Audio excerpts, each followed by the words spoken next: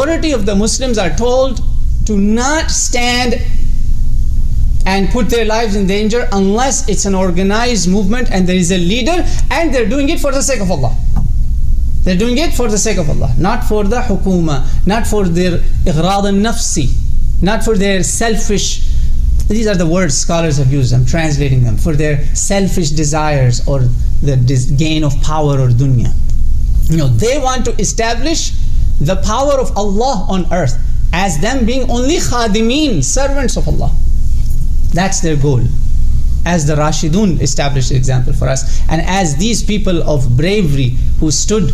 after Rasulullah sallallahu